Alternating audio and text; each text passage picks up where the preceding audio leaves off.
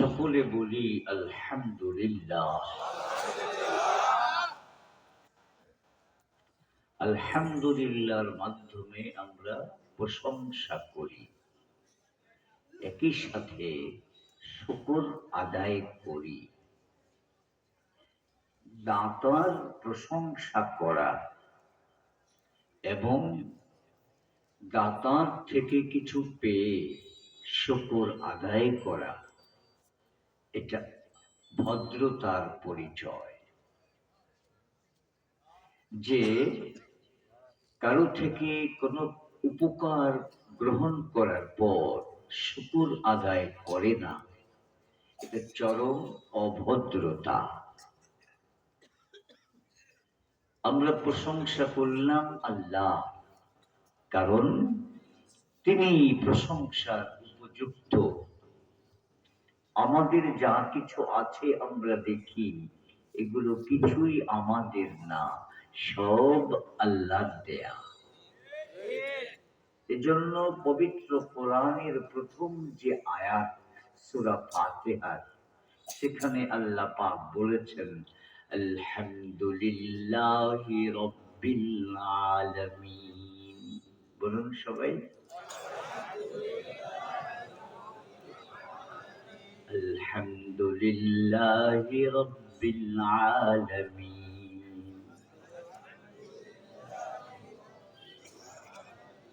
সকল প্রশংসা সেই মহান আল্লাহ, যিনি বিশ্ব প্রতিপালক, সকল বিশ্বের তিনি স্রষ্টা, সকল বিশ্বের তিনি পালন কর্তা, সকল বিশ্বের তিনি রক্ষাকর্তা। সৃষ্টিও তার, পালনও তার, রক্ষাও করেন তিনি, সব কিছুর মালিক তিনি। এজন্যে আমাদের যা কিছু, এগুলো আমাদের কাছে কিছুদিনের জন্য আল্লাহর পক্ষ থেকে আমানত। এগুলোর মালিক আমরা নই, আসল মালিককে। সুতরাং আমরা যার কিছুই যত প্রশংসা মানুষের করি, এই প্রশংসা আসলে কার হয়? যেমন উদাহরণস্বরূপ, আপনি কারো কাছে একটি ভালো গজল শুনলেন, সুকণ্ঠের অধিকারী, আপনি তার প্রশংসা করলেন। এবার বলুন তো, আসলে প্রশংসাটা কার? কারণ এই সুকণ্ঠ তাকে কে দান করেছে? একটা মানুষের চেহারা খুব সুন্দর, এজন্য আপনি তার প্রশংসা করলেন। বলুন তো, এই প্রশংসাটা আসলে কার? কারণ এই চেহারা তাকে কে দিয়েছে? এই জন্য কোরআনে প্রথমেই শিক্ষা দেয়া হয়েছে, আল্লাহর প্রশংসা করতে শেখো, তাহলে তুমি ভদ্র হয়ে যাবে, তুমি সভ্য হয়ে যাবে। আল্লাহ আমাদেরকে তৌফিক দান করুন। আল্লাহ আমাদের কি কি দিয়েছেন, এগুলোর যদি বর্ণনা করি সারা রাত শেষ হয়ে যাবে, এগুলোর বর্ণনা শেষ হবে না। মাথা থেকে পা পর্যন্ত একবার আমাদের দৃষ্টি আমরা দিই, তাহলে দেখব আল্লাহ পাক অফুরন্ত সম্পদ দিয়ে আমাদেরকে সমৃদ্ধ করেছেন, আমাদেরকে মেধা দান করেছেন। যদি এই মেধা তিনি না দিতেন, তাহলে আমরা এই সভ্য সমাজে বসবাস করতে পারতাম না। আমাদেরকে পাগলা গারদে নিয়ে শিকল দিয়ে বেঁধে রাখা হতো। কারণ যার মেধা নাই, পাগলামি করে, তাকে সভ্য সমাজে থাকতে দেয়া হয় না। তাহলে বলুন তো, এই যে মেধা, এই যে ব্রেইন, এটা যে আল্লাহ পাক আমাদেরকে দান করলেন, এটা কত বড় সম্পদ।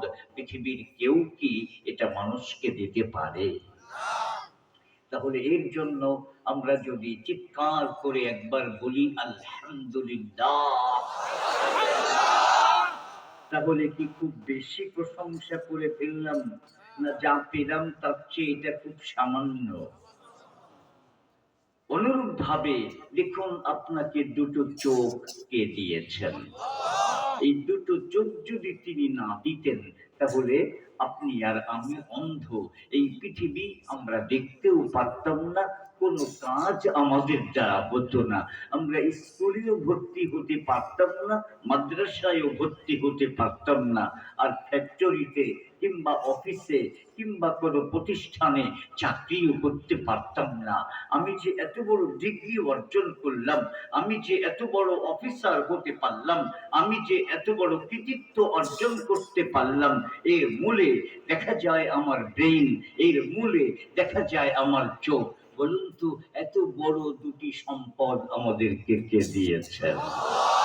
তাহলে সেই আল্লাহর জন্য আবার যদি চিৎকার করে বলি আলহামদুলিল্লাহ, তাহলে খুব বেশি বলে ফেললাম না খুব কমই বললাম? কমই বললাম। আমাদের দুটো কান আছে, শ্রবণ শক্তি আল্লাহ পাক আমাদেরকে দিয়েছেন। আমি বলছি, আপনারা শুনতে পাচ্ছেন। যদি শ্রবণ শক্তি না থাকতো, তাহলে আপনারা এখানে বসে থাকতেন? এই যে শুনতে পাচ্ছেন, শোনার শক্তিটা কে দান করেছেন? এটা কি সাধারণ কোন শক্তি, না অনেক বিরাট বড় শক্তি? এত বড় একটা শক্তি যে আল্লাহ আপনাকে আর আমাকে দান করলেন, সেই আল্লাহর জন্য আমি কি প্রশংসা বাণী উচ্চারণ করব না? তাই চিৎকার করে আবার বলবো না আলহামদুলিল্লাহ? পবিত্র কোরআনে এই বিষয়গুলো আল্লাহ পাক উল্লেখ করে প্রশ্ন করেছেন, বলো এগুলো কে দিয়েছে? এগুলো কি আমি তোমাদেরকে দেইনি? কোরআনে আল্লাহ বলেন, আলাম নাজআল লাহু আইনাইন ওয়া লিসানান ওয়া শাফাতাইন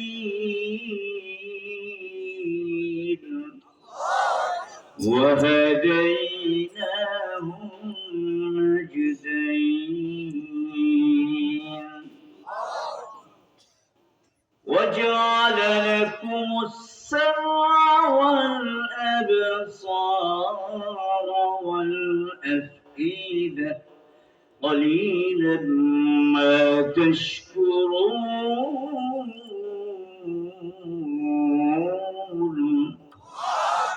আল্লাহ রাব্বুল আলামিন বলেন, তোমার চোখ, তোমার শ্রবণ শক্তি, তোমার দুটি ঠোঁট, তোমার দুটি হাত, দুটি পা, তোমার এই বডির ভিতরে যা কিছু আছে, এই সব আমি আল্লাহ তোমাকে দান করেছি।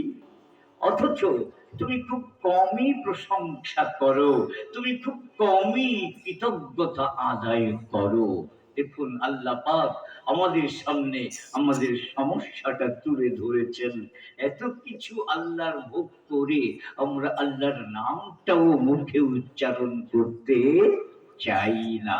তাই তিনি বলছেন, কালিলাম মা তাশকুরুন, তোমরা অত্যন্ত কম কৃতজ্ঞতা প্রকাশ করো, শুকর আদায় করো। আমরা আল্লাহর এই যে আমাদের বিরুদ্ধে বিরাট বড় একটি অভিযোগ, আমরা কম শুকর করি, আমরা কৃতজ্ঞতা কম করি। আজকের এই মাহফিলে এই কথা শোনার পর আল্লাহর এই যে অভিযোগ, এই অভিযোগের নিচে থাকবো না, আমরা এই অভিযোগ যাতে আমাদের উপর আর না আসে, এর জন্য কম করে নয়, এখন থেকে বেশি করে আল্লাহর প্রশংসা এবং আল্লাহর শুকর আদায় করব। রাজি আছি তো ইনশাআল্লাহ? তাহলে আবার চিৎকার করে বলি আলহামদুলিল্লাহ।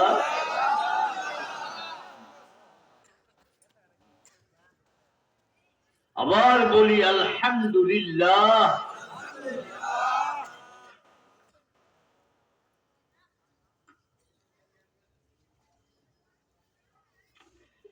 আলহামদুলিল্লাহ বললে একদিকে আল্লাহর পক্ষ থেকে যত নিয়ামত আমরা লাভ করেছি এর কৃতজ্ঞতা প্রকাশ করা হয়, পাশাপাশি আর একটি লাভ হয়, সেটা হলো প্রতি মুহূর্তে আল্লাহর সাথে সম্পর্ক তৈরি হয়। আপনি যখনই মনে করবেন আল্লাহ পাক আমাকে এটা দিয়েছেন, আল্লাহর নাম আপনি উচ্চারণ করলেন, আল্লাহর সাথে আপনার কানেকশন হয়ে গেল। জোরে কোন সুবহানাল্লাহ। আমরা যদি চাই প্রতি মুহূর্তে আল্লাহর সাথে আমাদের সম্পর্ক থাক, তাহলে আমরা ক্ষণে ক্ষণে বলে উঠব আলহামদুলিল্লাহ, আলহামদুলিল্লাহ, সুবহানাল্লাহ, আলহামদুলিল্লাহ, লা ইলাহা ইল্লাল্লাহু, আল্লাহু আকবার। রাসূলুল্লাহ সাল্লাল্লাহু আলাইহি ওয়াসাল্লাম এক হাদিসে বলেছেন, লা ইয়াজালু লিসানুকা রাতবান বিযিকরিল্লাহ। শোনো, তোমার এই মুখটা, তোমার এই জবান, এটা যেন প্রতি মুহূর্তে সজীব থাকে আল্লাহর জিকিরের দ্বারা। তো যখনই আমি সময় পেলেই উঠতে বসতে চলতে ফিরতে বলতে থাকবো আলহামদুলিল্লাহ, আমার এই জবান আল্লাহর নামের উপর তাজা থাকবে। আল্লাহর নামের উপর যখন আমার এই জবানকে আমি তাজা রাখতে পারবো, আল্লাহ পাক আমাকে জান্নাত দান করবেন। আবার বলেন সুবহান। ২ নম্বর ফায়দা হলো আলহামদুলিল্লাহ বলার। আলহামদুলিল্লাহ বলার ৩ নম্বর ফায়দা, এটা বোঝানোর আগে আপনাদেরকে একটা দৃষ্টান্ত দিই। আপনারা কখনো কোথাও আত্মীয় বাড়িতে বেড়াতে গেছেন? বিয়ে বাড়িতে বেড়াতে গেছেন কখনো? জাননি? যাওয়ার পর ভালো একটা তরকারি রান্না করলো, আপনি মুখে দিয়ে বললেন খুব চমৎকার হয়েছে, এত সুন্দর হয়েছে, দেশি কই মাছ। এই কথা শোনার পর আপনার বিয়ে সাহেব কি করে বসে থাকে? না আরো এক পিস উঠিয়ে দেয়, আরো এক পিস দেয় কিনা? কেন দেয়? আপনি কি তার কাছে চেয়েছেন? চাননি তো, খালি প্রশংসা করেছেন। এতেই সে আবার আপনাকে আরো এক পিস দেয়। এর দ্বারা বোঝা গেল প্রশংসা করলে আর চাওয়া লাগে না, এমনি পাওয়া যায়। এজন্য তিরমিজি শরীফের হাদিসে এসেছে, আফজালুদ দুআই আলহামদুলিল্লাহ। আলহামদুলিল্লাহ এটা হলো শ্রেষ্ঠ দোয়া। আলহামদুলিল্লাহ কি? শ্রেষ্ঠ দোয়া। আমরা যে আল্লাহর কাছে দোয়া করি, হে আল্লাহ আমাদেরকে এটা দাও ওটা দাও, কোনো কিছু দাও বলতে হবে না। যদি আলহামদুলিল্লাহ আমি বলতে পারি, তাহলে আমার যা প্রয়োজন সব আল্লাহ পাক আমাকে দান করবেন। কারণ আলহামদুলিল্লাহ এটা শ্রেষ্ঠতম দোয়া। এজন্য আবার আমরা বলি আলহামদুলিল্লাহ।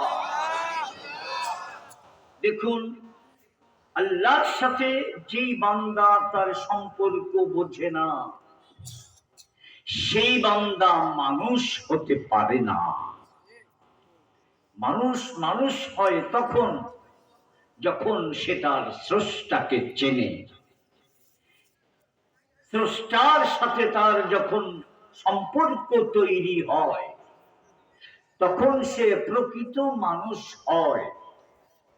যেই বান্দা তার স্রষ্টাকে চেনে না, তার সাথে সম্পর্ক রাখে না, তার কোনো মূল্য নেই, সে মানুষ হতে পারে না। এজন্যে আমাদের জীবনের সবচেয়ে বড় দায়িত্ব হলো আল্লাহকে চেনা। এজন্য হাদিসে এসেছে, রাসুল ইলমি মারিফাতুল্লাহ।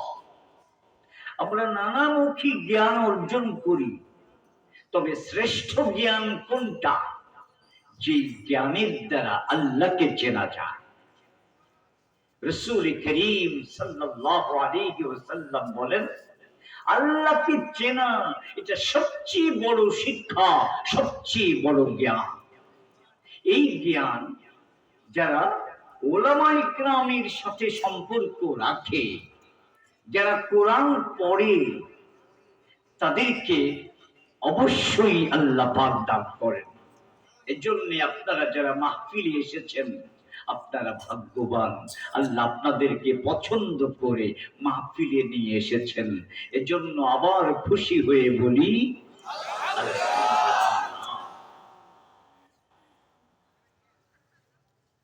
আল্লাহর পরিচয় নিয়ে অনেকে সন্দিহান। আল্লাহর পরিচয়, আল্লাহ আছে না নাই, এই জাতীয় প্রশ্ন আপনাদের ভেতরে আছে নাকি? একটু জোরে বলুন। এই প্রশ্ন যারা করে তাদের মনও জানে যে আল্লাহ আছেন, তারপরেও করে কেন? তর্কের খাতিরে করে। একটা যুক্তি দেয়, যাকে দেখি না তাকে মানি না। তোমার ভিতরে আত্মা আছে, আত্মা দেখো নাই তবুও মানো। বোঝা গেল আত্মা আল্লাহর একটা সৃষ্টি, এটাকেই যদি না দেখে মানতে পারি তাহলে আল্লাহকে না দেখে মানা যায় না। আমাদের দেখার কি প্রয়োজন?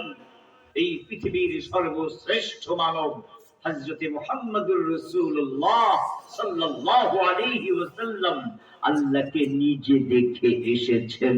আলহামদুলিল্লাহ।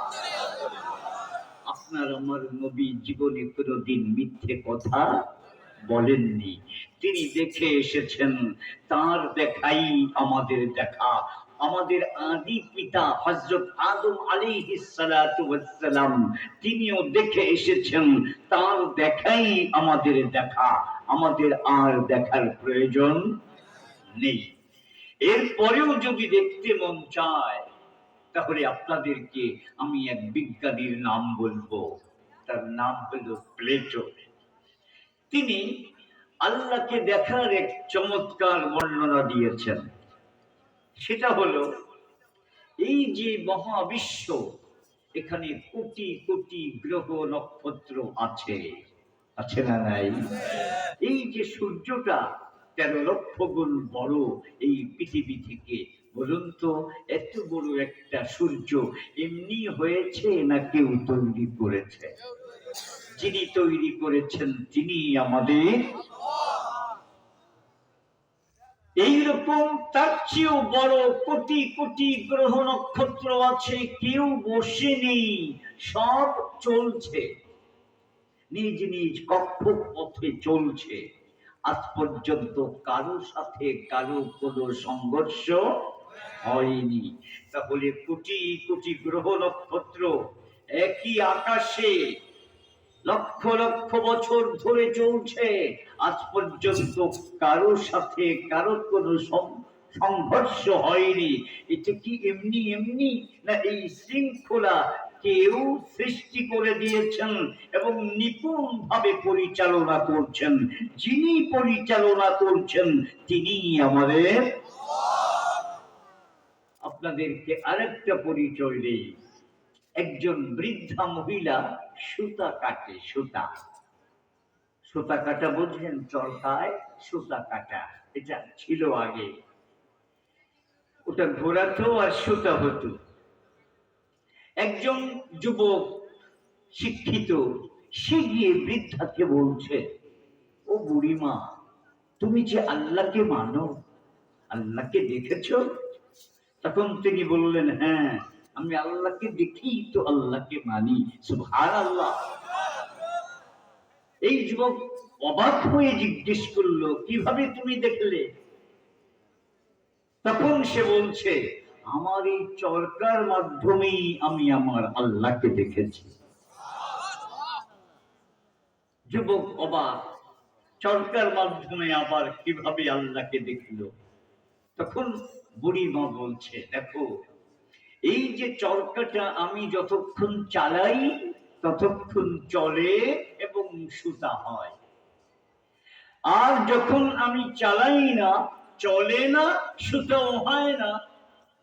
এই ছোট্ট একটা চরকা, এটা যদি আমি চালাইলে চলে, না চালাইলে না চলে, তাহলে এর দ্বারাই বোঝা গেল এত বিশাল বড় সূর্য, ও প্রতিদিন পূর্ব আকাশে ওঠে, আবার পশ্চিম আকাশে অস্ত যায়। এটা এমনি এমনি চলতে পারে না। এত বড় একটা জিনিস নিশ্চয়ই কেউ চালায়। যিনি চালান তিনি আমার আল্লাহ। দেখুন, আল্লাহ যদি কাউকে হিদায়াত দান করেন, তাহলে এই ছোট্ট ছোট্ট বস্তুর ভিতরেও আল্লাহকে সে দেখতে পায়। এই জন্যে আল্লাহ পাক আমাদেরকেও এমন বুঝ দান করেন যেন আল্লাহর ব্যাপারে আমাদের আর কোনো সংশয় না থাকে। দেখুন, আমি এতক্ষণ যে কথাগুলো বললাম সেগুলো আমাদের ঈমান সম্পর্কিত কথা। কি কথা এগুলো? ঈমান। কারণ আমরা যে ইবাদত করব, আল্লাহর ইবাদত করব, যদি আল্লাহর উপর ঈমানই না থাকে তাহলে ইবাদত করব কিভাবে? এজন্য আসুন, এক নাম্বার হলো মানুষের জীবনের সবচেয়ে বড় সম্পদ। এই সম্পদ দালাল কোঠা নয়। মানুষের জীবনের সবচেয়ে বড় সম্পদ তার জমি জমা নয়। মানুষের জীবন এর সবচেয়ে বড় সম্পদ গাড়ি বাড়ি নয়, অর্থবিত্ত নয়, ডিগ্রি নয়। মানুষের জীবনের সবচেয়ে বড় সম্পদের নাম হলো ঈমান। বলুন, সবচেয়ে বড় সম্পদের নাম কি? এই ঈমান যদি এসে যায়, আর কোনো কিছুর পরোয়া নাই। সারা পৃথিবী আপনার হাতের মুঠোয়, যদি আপনার ভিতরে ঈমান এসে যায়। আসুন, আমার নবীর ঘটনার আলোকে ঈমানের শক্তিটা বুঝার চেষ্টা করি। একদিন রাসূল করিম সাল্লাল্লাহু আলাইহি ওয়াসাল্লাম সাহাবায়ে কেরামকে নিয়ে সফর থেকে ফিরছিলেন মদিনার দিকে। দুপুরের সময় একটু আরাম করবার জন্য সাহাবায়ে কেরামকে ছুটি দিয়েছেন। এক একজন এক এক গাছের নিচে শুয়ে আছে। আমাদের নবী সাল্লাল্লাহু আলাইহি ওয়াসাল্লাম তিনিও এক গাছের নিচে শুয়ে আছেন। দূরে ওত পেতে ছিল একজন কাফের যুবক। সে ভাবল, আজকে প্রতিশোধ নেবার উত্তম সুবর্ণ সুযোগ। আস্তে আস্তে কাছে আসলো। কাছে এসে গাছের ভিতরে ঝুলন্ত ছিল নবীর তরবারি। তরবারিটা হাতে নিল। হাতে নিয়ে এবার নবীকে বলছে, মুহাম্মদ বলো, এবার আমার হাত থেকে তোমাকে কে বাঁচাবে? বলুন, আপনার সাক্ষাৎ শত্রু যদি আপনার সামনে পিস্তল লোড করে বলে, বল তোকে এখন কে বাঁচাবে? আমরা তো তখন মনে করব আমার জীবন শেষ। নবী কি বললেন? দেখুন, ঈমান কাকে বলে? আপনি যে কোনো অবস্থায় থাকুন না কেন, আপনার চোখের সামনে থাকবে আল্লাহ। যত মারাত্মক অবস্থায় আপনার হোক না কেন, আপনার মধ্যে যদি ঈমান থাকে, আপনার চোখের সামনে ভাসবে তখন আল্লাহ। নবী করিম সাল্লাল্লাহু আলাইহি ওয়াসাল্লাম বলে উঠলেন, আল্লাহ। বলুন সবাই, আল্লাহু আকবার। এই লোকটা যখন বলছে, বল এখন আমার হাত থেকে তোকে কে বাঁচাবে, নবী একটু ভীত হলেন না, একটু কাঁপলেন না। একদম স্থির হয়ে অত্যন্ত মজবুত ঈমানের পরিচয় দিয়ে বলে উঠলেন, আল্লাহ। এই আল্লাহ শব্দের মধ্যে এমন শক্তি নিহিত ছিল, এই যুবক এই শক্তি বরদাস্ত করতে পারে নাই। তার হাতেই তরবারি, কিন্তু নবীর মুখে যখন আল্লাহর নাম শুনেছে, তার কানে যখন আল্লাহ এই শব্দটি প্রবেশ করেছে, এমন ভাবে প্রভাবিত হয়েছে, হাত থেকে তার তরবারিটা নিচে পড়ে গেছে।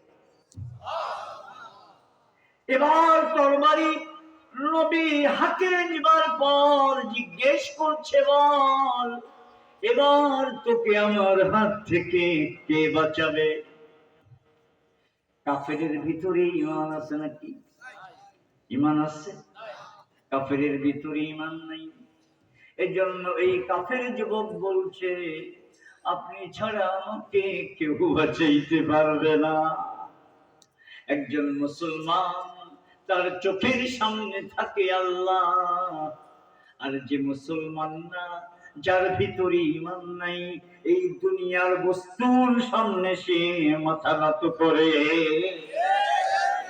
এজন্যই আমরা দেখতে পাই যুগে যুগে যত আল্লাহওয়ালা ছিলেন, যুগে যুগে যত নবী আর ওলি ছিলেন, কোনদিন দুনিয়ার কারোর সামনে মাথা নত করেন নাই। কারণ তাদের চোখের সামনে সদা সর্বদা বিরাজমান থাকতো একমাত্র আল্লাহ। জোরে বলুন আল্লাহু আকবার। এই হলো নবীর ঈমান। যত বিপদ হোক ওই সময়ও তার মন বলে আল্লাহ আমার সঙ্গে আছেন। এই ঈমান আমরা অর্জন করতে চাই না। আসুন নবীর ঘটনার আলোকে আরো একটা ঈমানের আলোচনা করি। রাসূল করিম সাল্লাল্লাহু আলাইহি ওয়াসাল্লাম মক্কাতে আছেন, আর সব সাহাবী নবীর অনুমতি ক্রমে হিজরত করে মদিনায় চলে গেছেন। এখন নবীর আপন আর কেউ নাই। মক্কাতে শুধু শত্রু আর শত্রু, যারা যে কোনো সময় নবীকে হত্যা করতে পারে। এই পরিবেশে নবীর কি থাকতে মন চায় না মদিনায় চলে যেতে মন চায়? অবশ্যই চলে যেতে মন চায়। কিন্তু নবীরা যারা হন নিজের ইচ্ছায় কিছুই করেন না, যা করেন আল্লাহর নির্দেশে করেন। বলুন আল্লাহু আকবার। আল্লাহর নির্দেশে সব কাজ করার কারণে নবীদের মর্যাদা কমেছে না বেড়েছে? তাহলে বোঝা গেল মানুষ যদি তার মর্যাদা চায় তাহলে নিজের ইচ্ছাকে বিসর্জন দিতে হবে। আল্লাহ কি বলেন সেটাকে আগে জানতে হবে, সেইভাবে কাজ করতে হবে, তাহলেই মর্যাদা লাভ করা যাবে। নিজের ইচ্ছা মতো চললে কোনো মর্যাদা হয় না। আল্লাহ পাক আমাদেরকে বুঝার তৌফিক দান করুন। জোরে বলুন আমিন। দেখুন মক্কায় তার আপন কেউ এখন নেই। হযরত ওমরের মতো বীর বাহাদুর তিনিও হিজরত করে চলে গেছেন। শুধু হযরত আবু বকর আছেন। আবু জাহালের পরিবেশ, সব তার শত্রু, আমাদের নবীর শত্রু, সব আবু জাহালের মতো নবীর জন্য। কিন্তু তার যতই মন চায় আল্লাহর হুকুম নেই, তাই তিনি মদিনায় যেতে পারছেন না। তবে অপেক্ষায় আছেন আল্লাহ অনুমতি দিবেন। অনুমতি দিলেন এমন একদিন, আশ্চর্য হয়ে যাবেন। কেমন দিন? যেই দিন আবু জাহালের নেতৃত্বে পরামর্শ হয়েছে এবং আজকের রাত্রেই নবীকে হত্যা করতে হবে সিদ্ধান্ত নিয়েছে। সেই সিদ্ধান্ত বাস্তবায়ন করবার জন্য যুবকরা তরবারি হাতে নিয়ে নবীর বাড়ির চতুর্পার্শ্বে দাঁড়িয়ে আছে। এই সময় আল্লাহ পাক অনুমতি দিলেন, ও নবী, এখন আর মক্কায় থাকা যাবে না, এখন মদিনার দিকে রওনা হন। দেখুন কেমন অবস্থায় অনুমতি হলো। আপনি আমি হলে কত মন্তব্য করতাম যে এতদিন পরিবেশ ভালো ছিল, এতদিন আরামে চলে যেতে পারতাম, এতদিন যাওয়ার অনুমতি দেওয়া হলো না, আর আজকে চতুর্পার্শ্বে তরবারি নিয়ে আমাকে হত্যা করার জন্য দাঁড়িয়ে আছে, আজকে আমাকে অনুমতি দেয়া হলো, এইরকম কোন অভিযোগ নবী করেছেন? করেন।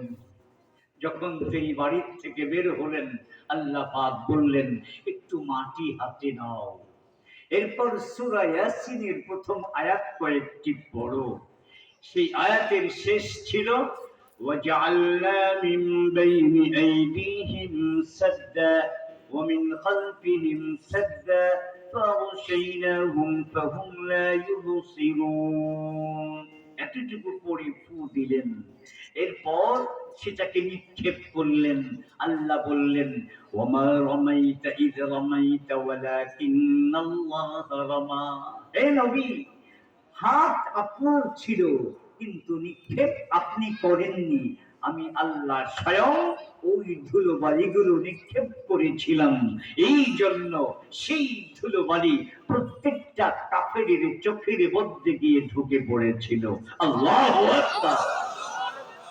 তারা চোখ ডলছে, এই ফাঁকে নবী বের হয়ে চলে গেছেন। বলুন সুবহানাল্লাহ। আল্লাহর উপর যদি কেউ ঈমান রাখে, তাহলে আপনাকে হত্যা করতে আসবে, তাদের চোখকে ফাঁকি দিয়ে আল্লাহ আপনাকে উদ্ধার করবে। তারা আপনাকে কিছুই করতে পারবে না। চলে বলুন ঠিক না বেঠিক? তাহলে এই দুনিয়ায় সবচেয়ে বড় সম্পদ কি? ঈমান। এর চেয়ে বড় কোনো সম্পদ নয়। এখানে যেমন ঈমানের একটা পরিচয় পেলেন, ৩ নম্বর আরেকটা পরিচয়। এখান থেকে বের হয়ে নবী চলে গেলেন গারে। কোথায়? গারে সূর। সেখানে তিনি আত্মগোপন করেছেন। এদিকে আবু জাহাল ঘোষণা করে দিয়েছে, মুহাম্মাদের মাথা যে এনে দিতে পারবে তাকে ১০০ উট পুরস্কার দেয়া হবে।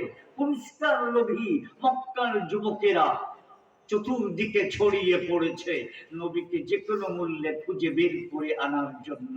নবী যেই গুহার ভিতরে ছিলেন হযরত আবু বকরকে নিয়ে, সেই গুহার উপরেও ৫-৭ জন গিয়ে পৌঁছে গেছে। গুহার ভিতর থেকে হযরত আবু বকর সিদ্দিক দেখতে পাচ্ছেন ওরা একেবারে মাথার উপর দিয়ে ঘুরছে। এটা দেখে হযরত আবু বকর, তিনি ছিলেন নবীর প্রেমিক, তার নিজের জন্য কোনো দুশ্চিন্তা ছিল না, তার দুশ্চিন্তা ছিল নবীকে নিয়ে। এই জন্য সে নবীকে লক্ষ্য করে বলল, ইয়া রাসূলুল্লাহ, লাউ আন্না আহাদাহুম ইয়ানজুরু ইলা রিজলিহি ইউবসিরুনা। যদি কেউ তাদের নিজের পায়ের দিকে তাকায়, তাহলেই তো আমাদেরকে দেখে ফেলবে। ইয়া রাসূলুল্লাহ, আমি আমাকে নিয়ে কোনো চিন্তা করছি না, আমি আপনাকে নিয়ে চিন্তা করছি। ওরা যদি দেখে ফেলে এখন কি হবে? এইভাবে যখন নবীর প্রাণ নিয়ে হযরত আবু বকর সিদ্দিক অত্যন্ত বিচলিত, এই মুহূর্তে দেখুন হযরত রাসূল করিম সাল্লাল্লাহু আলাইহি ওয়াসাল্লামের কেমন ঈমান। তিনি বলছেন, ইয়া আবু বকর মা তাযুন্নু বিইসনাইন আল্লাহু সালিসুহুমা। হে আবু বকর, বলো সেই দুজন ব্যক্তি সম্বন্ধে তোমার কি ধারণা, যেই দুইজন ব্যক্তির সাথে তৃতীয় জন হিসেবে আছেন স্বয়ং আল্লাহ। এটাই কোরআনে আল্লাহ পাক বলেছেন। রাসূলুল্লাহ সাল্লাল্লাহু আলাইহি ওয়াসাল্লাম এমন অবস্থায়ও ঈমানের উপর এমন ভাবে সুপ্রতিষ্ঠিত, এই অবস্থায়ও তিনি হযরত আবু বকরকে লক্ষ্য করে বললেন, লা তাহজান ইন্নাল্লাহা মা'ানা। ও আবু বকর, একটু চিন্তা করো না। মনে করেছো তুমি আর আমি এই গুহায়? না, আমাদের সাথে স্বয়ং আল্লাহ আছে। একটু জোরে বলুন না, আল্লাহ। মাশাআল্লাহ। ভাইরা আমার, দেখুন তো, এইভাবে ধরা পড়ে যাওয়ার ভয়, তখন কি ঈমান এইভাবে সহযোগিতা করে? করে না? করে না? ঈমান এত দামি, এই জন্য বলছিলাম পৃথিবীর সবচেয়ে বড় সম্পদের নাম কি? আর জোরে বলুন কি? এই ঈমানকে তাজা রাখতে হবে বেশি বেশি কালিমা পড়ার মাধ্যমে। সকলে বলুন লা ইলাহা ইল্লাল্লাহ, লা ইলাহা ইল্লাল্লাহ, লা ইলাহা ইল্লাল্লাহ, লা ইলাহা ইল্লাল্লাহ, লা ইলাহা ইল্লাল্লাহ, লা ইলাহা ইল্লাল্লাহ, মুহাম্মাদুর রাসূলুল্লাহ। আমাদের বর্তমান পরিবেশে ঈমান এর পরিচয় দিতে হবে কখন? এখন তো আমরা যুদ্ধ করছি না। এখন ঈমানকে বিজয়ী করতে হবে দুটি জিনিসের বিরুদ্ধে, একটা হচ্ছে লোভ আর একটা হচ্ছে ভয়। আমরা এখনো এই সমাজে লোভে পড়ে ঈমান বিরোধী কাজ করি না, এবং ভয়ের কারণে ঈমান বিরোধী কাজ করি না। তাহলে ঈমান যদি দামি হয়, এটাকে ক্ষতিগ্রস্ত করে আমরা লোভের পরিচয় দেব না। আপনারা রাজি আছেন? বলুন ইনশাআল্লাহ। বিস্তারিত বর্ণনা দেবার সময় নেই, 12টা দেখতে পাচ্ছি বেজে গেছে, কথা তো অনেক বাকি। কেবল ঈমানের কথা বললাম ভাইরা আমার। আরেকটা হচ্ছে ভয়। কারো ভয়ে ঈমানের উপরে চলার ক্ষেত্রে সামান্য ত্রুটি করব না। পারবো তো ইনশাআল্লাহ? লোভে এটার কি দৃষ্টান্ত আপনারা বুঝে নেন, ভয়ের কি দৃষ্টান্ত এটা আপনারা বুঝে নেন। লোভে ভয়ে কারো কোনো কারণে ঈমানের বিপরীত আজকে থেকে আমরা চলবো না। যেই কথায় আল্লাহ নারাজ আমরা সেই কথায় নাই। কারা কারা রাজি আছেন? আল্লাহ যেই কাজে খুশি আমরা সেই কাজ করব। ওই কাজ করলে যদি আমার বাবা আমাকে তাড়িয়ে দেয় আমি চলে যাব, তবু ঈমান বিরোধী কাজ করব না। ওই কাজ করলে যদি আমার বস আমাকে তাড়িয়ে দেয় আমি চলে যাব। একটা উদাহরণ দিই। একবার শুনেছিলেন আড়ং বলেছিল না, আমার এখানে যদি চাকরি চাও তাহলে দাড়ি শেভ করে আসতে হবে। বলেছিল নাকি? দাড়ি শেভ করে আসতে হবে, তাহলে চাকরি হবে, নতুবা চাকরি হবে না। আপনার ভেতরে যদি ঈমান থাকে তখন ওই চাকরিকে লাথি মারতে হবে। পারবো তো ইনশাআল্লাহ? ওই চাকরিকে লাথি মারতে হবে। ঈমান বিরোধী কাজ করা যাবে না। পারবো তো ইনশাআল্লাহ? ঈমানের পর 2 নম্বর আমাদের গুরুত্বপূর্ণ কাজ হলো ইবাদত। 2 নম্বর গুরুত্বপূর্ণ কাজ কি? ইবাদত। ইবাদতের মধ্যে শ্রেষ্ঠ ইবাদত হলো নামাজ। শ্রেষ্ঠ ইবাদত কি? নামাজ। এই যে নামাজ, হাদিসে আসছে কেউ যদি 5 ওয়াক্ত নামাজ নিয়মিত আদায় করে তাহলে তার 3টা পুরস্কার। এই নামাজ হবে তার জন্য দলিল, এই নামাজ হবে তার জন্য নূর, এই নামাজ হবে তার জন্য মুক্তি, জাহান্নাম থেকে মুক্তি। সুবহানাল্লাহ। ঈমানের পর আজকে থেকে আমরা এই নামাজ আর কোনোদিন ছাড়বো না। রাজি আছে তো ইনশাআল্লাহ? কিন্তু যদি কেউ নামাজ না পড়ে তাহলে কি হবে? 3 শাস্তি। এই নামাজ না পড়ার কারণে তার ঈমানের কোনো দলিল থাকবে না। 2 নম্বর, সে কোনো আলো পাবে না কবরে হাসরে। 3 নম্বর, সে জাহান্নাম থেকে মুক্তিও পাবে না, বরং ফিরাউন, হামান, কারুন তাদের সঙ্গে তার জাহান্নামে জ্বলতে হবে। আল্লাহ পাক আমাদেরকে হেফাজত করুন। আজকে আজকে থেকে আমরা নামাজ ছাড়বো না। এই দুটি কাজ করার পর 3 নম্বর কাজ হলো, এই যে আমরা দুনিয়ার উপার্জনের কাজ করি, আয় উপার্জন করতে হয়। এই আয় উপার্জনের ক্ষেত্রে নবীর একটা সিস্টেম আছে, এটা আপনাদেরকে জানিয়ে দিচ্ছি। কি বলেছেন তিনি? মান তালাবা দুনিয়া হালাল, যদি কেউ দুনিয়া কামাই করে হালাল উপায়ে, দুনিয়া তো লাগবেই, টাকা পয়সা তো লাগবেই, দুই ভাবে এটা উপার্জন করা যায়, একটা হারাম উপায়ে আর একটা হালাল উপায়ে। আমরা উপার্জন করব অবশ্যই, কিন্তু কোন উপায়ে? হারাম না হালাল? হালাল। 2 নম্বর, ইস্তিফাফান আনিল মাসআলাতি, কারো কাছে যাতে চাইতে না হয়, হাত পাততে না হয়, এই জন্য নিজের প্রয়োজন মেটাবার জন্য। 2 নম্বর উদ্দেশ্য। 1 নম্বর হালাল, 2 নম্বর নিজের প্রয়োজনে, 3 নম্বর সায়ান আলা আহলিহি, পরিবার পরিজনের পিছনে ব্যয় করার উদ্দেশ্যে। আর 4 নম্বর তাআত্তুফান আলা জারিহি, প্রতিবেশী, গরিব দুঃখী এবং আত্মীয় স্বজন যারা আছে তাদের প্রয়োজন মোতাবেক সাহায্য করতে। এই 4 উদ্দেশ্যে যদি কেউ আয় উপার্জন করে, রাসূলুল্লাহ সাল্লাল্লাহু আলাইহি ওয়াসাল্লাম বলেন, কাল কিয়ামতের দিন তার চেহারা হবে পূর্ণিমার চাঁদের মতো উজ্জ্বল। তাহলে কি পাওয়া গেল?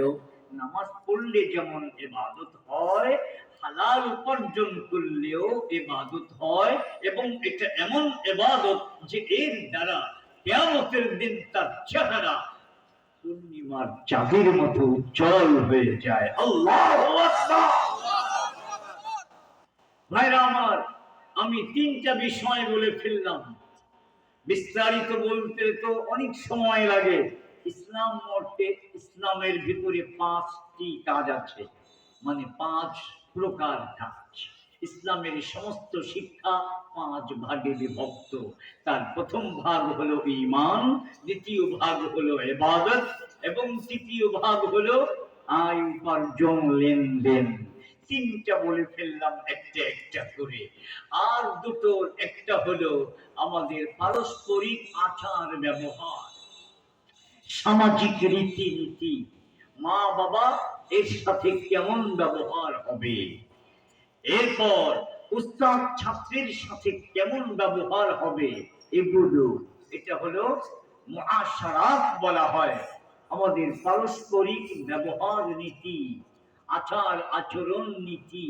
এই প্রসঙ্গে আপনাদেরকে বলতে চাই, সবার আগে মা বাবার সাথে উত্তম ব্যবহার প্রত্যেকটা সন্তানের উপর ফরজ।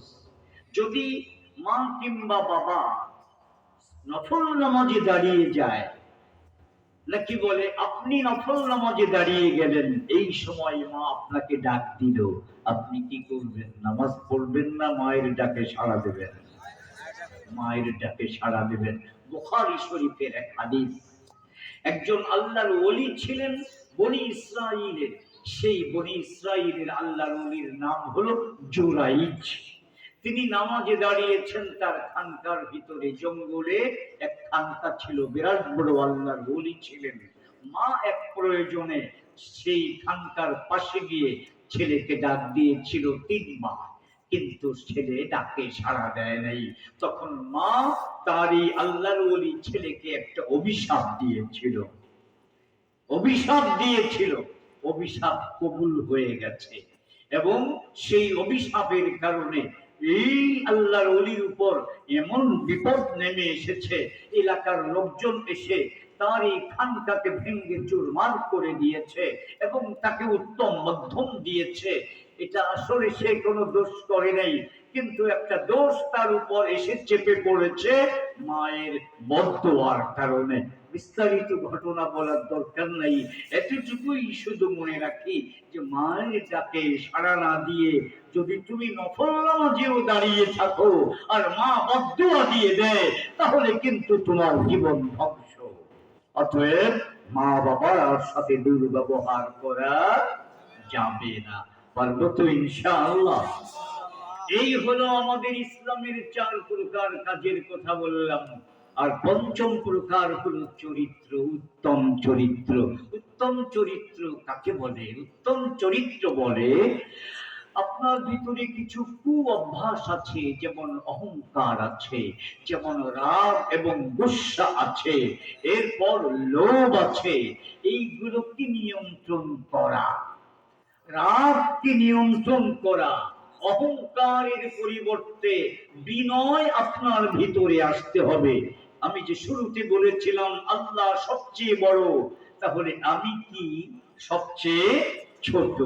তো যে সবচেয়ে ছোট তার আবার কিসের অহংকার? আমাদের ভিতরে কোনো অহংকার থাকতে পারবে না, কাউকে জুলুম করা যাবে না, কারো উপর অন্যায় আচরণ করা যাবে না, বিনয়ী হতে হবে। আমাদের নবী বিনয়ী ছিলেন, আমরাও বিনয়ী হব। আমরা কোনোদিন অহংকার প্রদর্শন করব না, কারো উপর জুলুম করব না, কারো সাথে দুর্ব্যবহার করব না। এবং হাদিসে আসছে যদি কারো ব্যবহার উত্তম হয়, তাহলে এই উত্তম ব্যবহার এত বড় নেক আমল যে সমস্ত নেক আমলের মধ্যে এই নেক আমল তার আমল নামাকে ভারী করে দেবে। ধরে কোন সুবহানাল্লাহ। এজন্য আমরা উত্তম চরিত্রের পরিচয় দিতে রাজি আছি তো ইনশাআল্লাহ? আল্লাহ পাক আমাদেরকে তৌফিক দান করুন। আসুন, আমি যে প্রথম আয়াত পড়েছিলাম, ইয়া আইয়ুহাল্লাযীনা আমানু দুখুলু ফিস-সিলমি কাফা, তোমরা ইসলামে পরিপূর্ণরূপে প্রবেশ করো। পরিপূর্ণরূপে প্রবেশ করার কি অর্থ?